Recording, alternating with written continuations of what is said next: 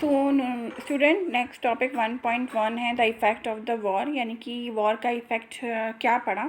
Generally जो हमने अभी पहले पढ़ा तो हमने इसमें ये पढ़ रहे हैं कि जो फर्स्ट वर्ल्ड वॉर जो ख़त्म हुई जिसमें जर्मनी डिफीट हो गया, एक्चुअली जो सेकेंड वर्ल्ड वॉर है वो शुरू ही उसको इसलिए हम इसको पढ़ रहे हैं क्योंकि सेकेंड वर्ल्ड वॉर का जो स्टार्ट हुआ और सेकेंड वर्ल्ड वॉर में जो हुआ वो एक तरीके का रिवेंज था जो कि फर्स्ट वर्ल्ड वॉर में जर्मनी के हारने के बाद हो गया था। तो जर्मनी ने क्या क्या फेस किया जिसकी वजह से उसने सेकेंड वर्ल्ड वॉर की, और किस तरीके का हिटलर का जन्म हुआ, मतलब हिटलर क्यों इस तरीके से आगे आया और उनको क्यों लोगों का सपोर्ट मिला। तो इफेक्ट ऑफ वॉर हम पढ़ते हैं। The war had a devastating impact on the entire continent both psychologically and financially. जो वॉर का एक इफ़ेक्ट था, डिवास्टिंग मतलब बहुत ज़्यादा गहरा प्रभाव जो है वो पूरे कॉन्टिनेंट पे साइकोलॉजिकली और फाइनेंशियली दोनों तरीके से पड़ा। From a continent of creditor Europe turn into one of debtor. अब यहाँ पे एक दो आते हैं, व्हाट इज़ क्रेडिटर और डेप्टर।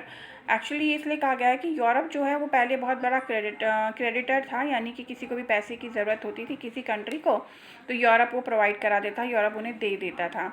लेकिन अब यूरोप के ही कॉन्टिनेंट्स आपस में लड़ रहे थे तो और वॉर की वजह से उनका काफ़ी लॉस भी हो गया था। तो वो यूरोप जो कि लोगों को पैसा देता था वो अब हो गया था डेप्टर, वो खुद ही उधार में और डेप्टर बन गया था, कर्ज में दब गया था। तो ये भी एक बहुत बड़ा जिसे कहते हैं साइकोलॉजिकली और फाइनेंशियली इम्पैक्ट पड़ गया था वॉर का। Unfortunately the infant Weimar republic, जो वेमर रिपब्लिक था, was being made to pay for the sins of the old empire. वो जो वेमर रिपब्लिक था उसने एक तरीके से जो ओल्ड एम्पायर था उसको कहा जाता था कि उनके पापों का जो उसने सिन है, मतलब उसका जो बोझ है वो उसके ऊपर ही था। द रिपब्लिक क्योंकि साइन वेमर रिपब्लिक में हुए थे तो सारा जो ये कहा जाता था कि जो ट्रीटी, जो वर्सलेस ट्रीटी हुई, जो हाफ ट्रीटी हुई, उसका सारा इल्ज़ाम एक तरीके से वेमर रिपब्लिक पर ही थोपा जाता था क्योंकि साइन उसने किए थे, तो उसको ही पूरी तरीके से दोषी बना दिया था जर्मनी में लोगों ने। The Republic carried the burden of war guilt and national humiliations and was financially crippled by being forced to pay compensation.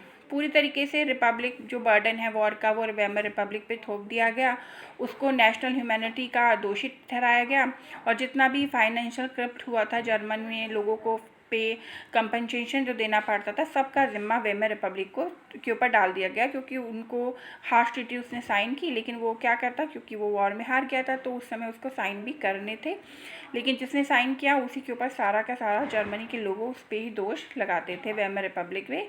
Those who supported the Weimar Republic, mainly socialists, Catholics and Democrats, become easy target of attack in the conservative national circles. वो लोग जो कि Weimar Republic के supporter थे, जिसमें normally socialist जो पूरा equality चाहते थे समाज में उन्हें सोशलिस्ट कहते हैं, कैथोलिक्स थे और डेमोक्रेटिक जो डेमोक्रेसी चाहते थे, वो लोगों का इजी टारगेट बन गए। जो अगर वो मतलब ये होता था कि अगर उसके सपोर्टर कहीं जाते थे तो उन्हें अटैक झेलना पड़ता था सिविलियंस का, उन्हें रेडिकल्स जो लोग थे उनका विद्रोह झेलना पड़ता था। तो वो एक आम बात हो गई कि इन लोगों को, जो नॉर्मल जनता थी जर्मनी की, वो कहीं पर भी मतलब इनको टारगेट कर देती थी, इन पे अटैक कर देती थी क्योंकि वो बहुत नाराज़ थे वेमर रिपब्लिक से। क्योंकि उसे जो वर्सलेस ट्रीटी साइन की थी उसकी वजह से। They were mockingly called the November criminals. उन्हें वोकली, मॉकिंगली मतलब वोकली, उन्हें नवंबर क्रिमिनल्स कहा जाता था। अब यहाँ है कि नवंबर क्रिमिनल्स क्या है। नवंबर क्रिमिनल्स ही supporter is Weimar Republic. Actually क्या हुआ, जो वेमर रिपब्लिक में आप देखोगे जो ट्रीटी साइन हुई थी वो नवंबर में हुई थी, तो इनको वहाँ के लोग जो वोकल में नवंबर क्रिमिनल्स कहते थे उन सपोर्टर को जो वेमर रिपब्लिक के सपोर्टर थे, तो वो नवंबर क्रिमिनल आप समझ गए होंगे। The mindset had a major impact on the political development of the early 1930 and as well as soon see. तो इस तरीके से जो माइंडसेट है उसका बहुत बड़ा इम्पैक्ट हुआ उस समय के पॉलिटिकल डेवलपमेंट पे 1930 के अर्ली तक। The first world war left a deep impact on European society and polity. First world war ने बहुत ज़्यादा इम्पैक्ट डाला यूरोपियन सोसाइटी और वहाँ की पॉलिटिक्स पे।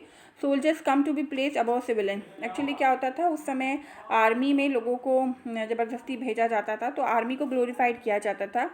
सोल्जर्स को ये दिखाया जाता था कि वो सिविलियन से काफ़ी ऊपर हैं। ऑब्वियसली सोल्जर्स ऊपर होते हैं क्योंकि वो वॉर पे जाते हैं, प्रोटेक्शन करते हैं कंट्री की।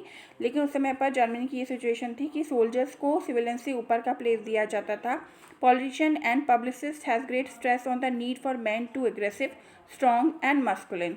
सोल्जर्स को इतना इम्पोर्टेंस दी जाती थी और वो इसलिए भी दी जाती थी कि ज़्यादा से ज़्यादा लोग आर्मी में जाएं, देश की सेवा करें। पॉलिटिक्स और जो पब्लिक्स होता था मटेरियल, उसमें ये कहा जाता था कि जो जर्मन्स के लोग हैं, जो मेंस हैं, उनको अग्रेसिव होना चाहिए, स्ट्रॉन्ग होना चाहिए और मास्कुलिन होना चाहिए। The media glorified trench life. Trench life क्या होती है, जो मेरे को लग रहा है इसमें पिक्चर नहीं होगी। ट्रेंच लाइफ एक्चुअली क्या है, सोल्जर्स की लाइफ के बारे में बताया गया है। जैसे सोल्जर्स किस तरीके के एरिया में रहते थे उस समय पर, जो इस तरीके से मॉडर्न आर्मी तो नहीं थी और ना ही इस तरीके से बंकर वगैरह बनाए जाते थे जिसमें सोल्जर्स छिप के रह लेते थे।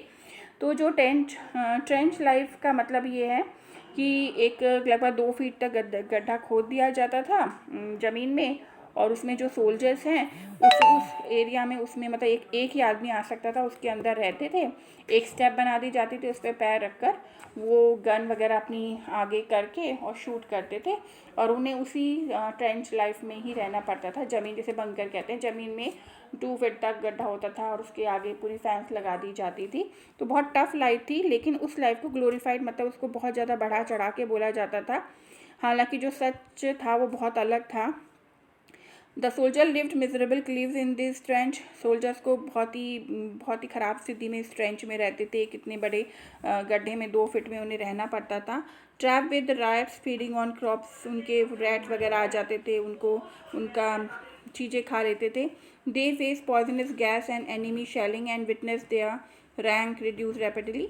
Aggressive war propaganda and national honor occupied center stage in the public sphere, while popular support grew for conservative dictatorship that had recently come into being. धीरे धीरे लोगों में एग्रेसिव हो गया। नेशनल ऑनर के लिए लोगों ने जो कंजर्वेटिव डिक्टेटरशिप थे उसको ज़्यादा वैल्यू देने लगे।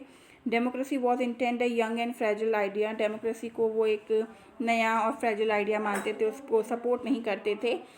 Which could not survive the instability of interwar Europe. और इस तरीके से जो पूरे यूरोप में जो इंटरनल कह सकते हैं कि इंस्टेबिलिटी फैल गई थी फर्स्ट वर्ल्ड वॉर के बाद।